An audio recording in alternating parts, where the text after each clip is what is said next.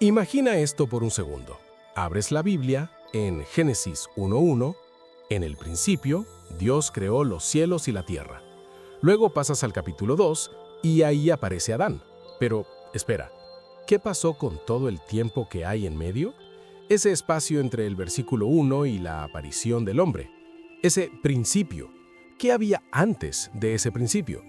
Y si te dijera que la Biblia, en sus propias palabras, en textos que muchos pasan por alto, habla de una creación anterior, una creación que fracasó, un mundo que existió, que Dios tuvo que resetear, y que Adán no fue el primer intento. Esto no es una teoría loca, esto está escondido a plena vista, y cambia todo, la manera en que ves la creación, el pecado, y por qué estamos aquí hoy. Quédate, porque esto es profundo. Seguramente, como a mí, te ha pasado. Lees la historia de la creación y algo no encaja del todo. Sientes que hay saltos, como si faltaran páginas, como si hubiera una historia más grande, más antigua contándose entre líneas. Hoy no vamos a especular con ideas fuera de la Biblia.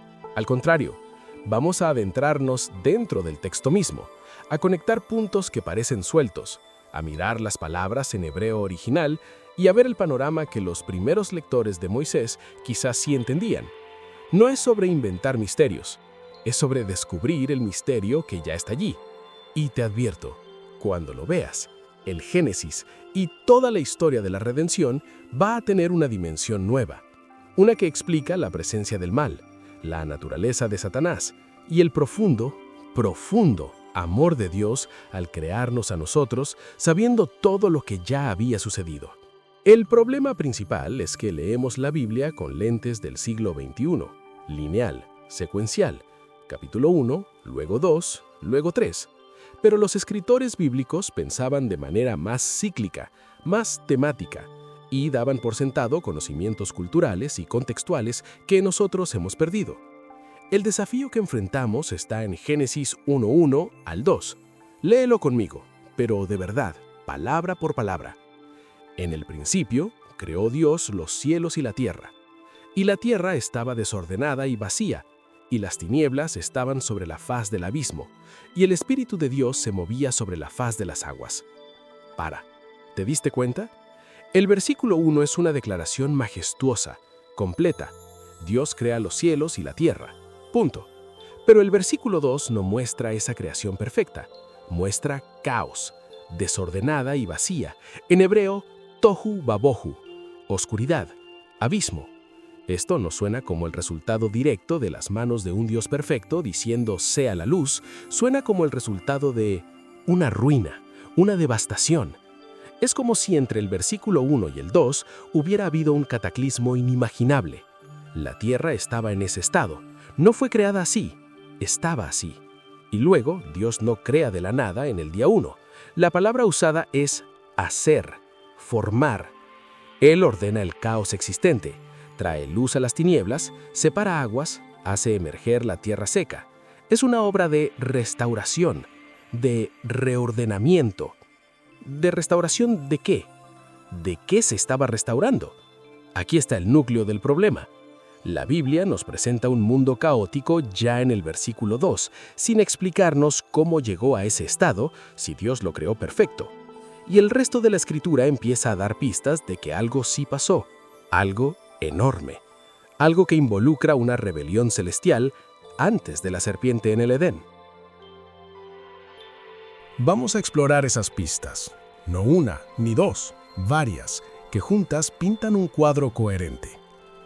Pista 1. El lenguaje de desordenada y vacía, tohu wabohu. Esta frase, tohu wabohu, no aparece mucho en la Biblia. Cuando aparece, nunca describe algo que Dios creó originalmente bueno. En Isaías 40:18, Dios dice claramente: porque así dijo Jehová, que creó los cielos, Él es Dios, el que formó la tierra, el que la hizo y la compuso.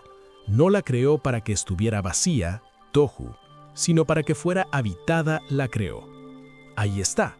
Dios mismo declara que Él no creó la tierra tohu, desordenada y vacía. La creó para ser habitada. Entonces, si en Génesis 1:2 la encontramos tohu, ¿Qué pasó? Algo la redujo a ese estado de caos y desolación. Es como encontrar una casa bellamente construida, pero al abrir la puerta está quemada, saqueada, en ruinas. La pregunta obvia es, ¿quién la encendió? Pista 2. La rebelión de Lucero, el querubín protector. Avancemos a Ezequiel 28. Aquí, el profeta habla primero al príncipe de Tiro, un rey humano, pero luego, a partir del versículo 12, el lenguaje se vuelve sobrenatural, cósmico. Se dirige al rey de Tiro, pero describe a alguien que estuvo en el Edén, en el huerto de Dios, querubín grande, protector. Perfecto eras en todos tus caminos desde el día que fuiste creado hasta que se halló en ti maldad. Se describe su belleza, su sabiduría, su condición de ser un ser creado, un ángel de la más alta jerarquía. Y luego dice, se enalteció tu corazón a causa de tu hermosura, corrompiste tu sabiduría a causa de tu esplendor. Yo te arrojaré a tierra. Y en Isaías 14, 12 al 15, hablando del rey de Babilonia, usa lenguaje similar. ¿Cómo caíste del cielo, oh lucero hijo de la mañana? Tú que decías en tu corazón, subiré al cielo, seré semejante al Altísimo. Mas tú derribado eres hasta el Seol. Estos pasajes muestran claramente la caída de un ser angelical poderoso, Lucero o Satanás, a causa de su propio pecado de orgullo y rebelión. Y esta rebelión sucedió antes de la caída del hombre. Jesús dijo, yo veía a Satanás caer del cielo como rayo. Lucas 10:18. Su caída fue un evento pretérito. Y si un ser de tal poder e influencia se rebeló, con una tercera parte de los ángeles tras de él, Apocalipsis 12:4, esa guerra en el cielo tuvo que tener consecuencias catastróficas. ¿Dónde pudo haber sucedido esa guerra? ¿En el cielo perfecto de Dios? Quizás no. Quizás el campo de batalla fue la creación material original. Pista 3. Los dinosaurios y la evidencia de un mundo antiguo. Ahora piensa conmigo. La ciencia nos muestra un mundo antiguo, con criaturas gigantescas, eras geológicas, extinciones masivas. La teología tradicional a veces lucha con esto, intentando comprimirlo todo en 6.000 años después de Adán. Pero, ¿y si la ciencia está observando, en parte, los restos de esa primera creación, la creación de Génesis 1:1?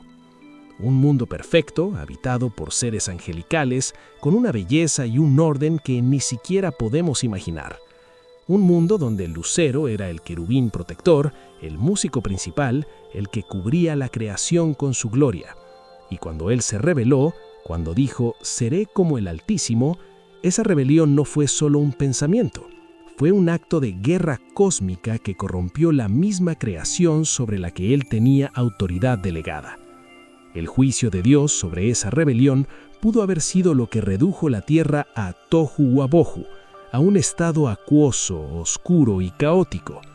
Los fósiles, las capas geológicas, podrían ser el registro silencioso de ese juicio divino sobre un mundo anterior. No es que la Biblia contradiga la ciencia, es que quizás estamos mirando dos capítulos diferentes de la misma historia cósmica. Los días de la restauración y la recreación del hombre.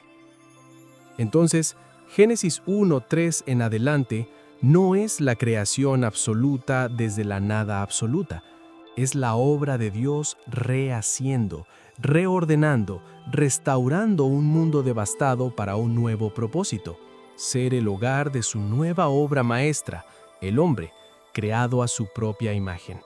Esta vez, Dios no crea un ser angelical poderoso para gobernar, crea algo más frágil, más vulnerable, hecho del polvo de la tierra restaurada, pero con algo que ni siquiera Lucero tuvo, el aliento de vida directamente de Dios y la imagen y semejanza del Creador mismo.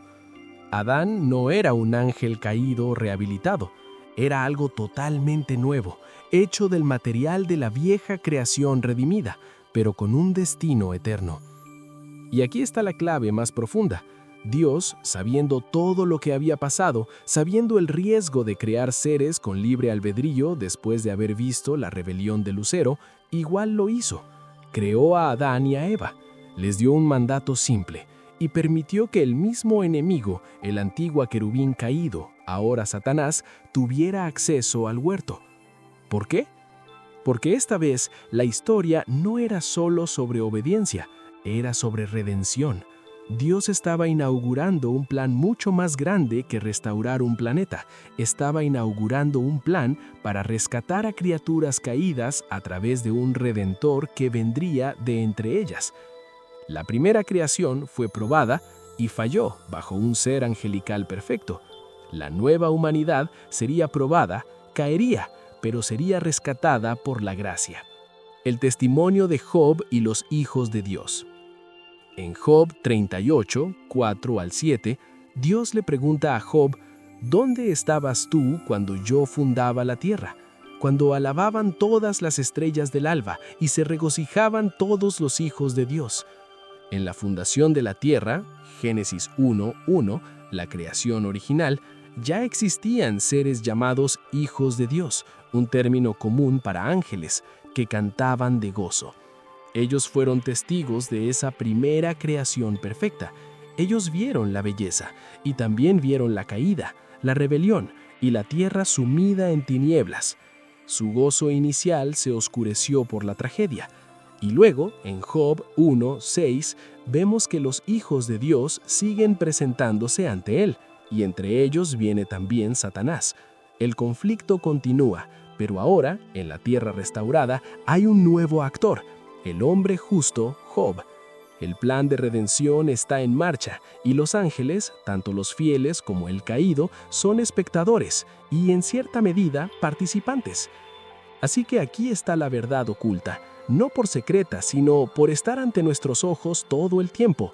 No hubo un vacío entre Génesis 1:1 y 2:2. Hubo una tragedia. Hubo una creación completa y gloriosa, celestial y terrenal. Hubo adoración perfecta. Y hubo una elección, la elección de la criatura más gloriosa de desear el trono del Creador. Y con esa elección vino la caída, la guerra y el juicio de Dios que sumió esa creación en un caos acuoso y oscuro, un tohu wabohu, que era la tumba de un mundo anterior.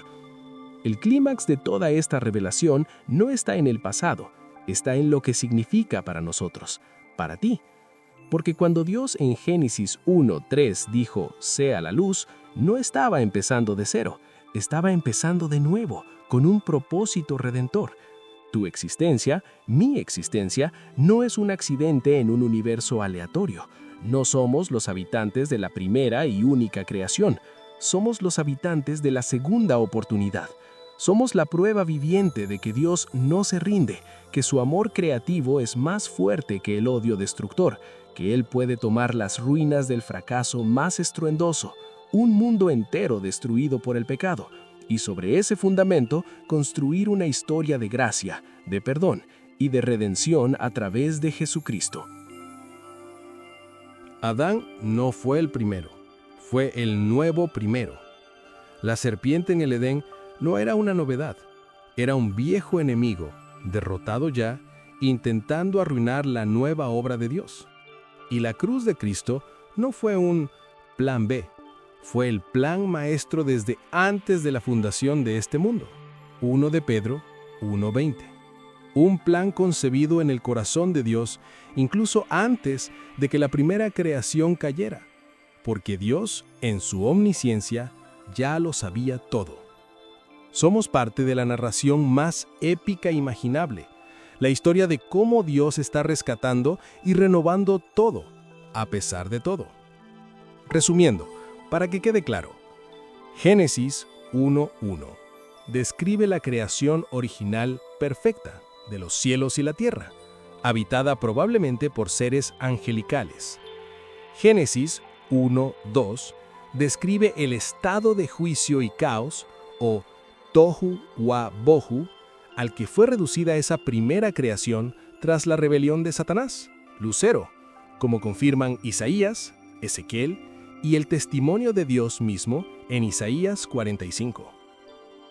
Génesis 1:3 en adelante es el relato de Dios restaurando y reordenando esa tierra devastada en 6 días para preparar un hogar para una nueva forma de vida, la humanidad, hecha a su imagen.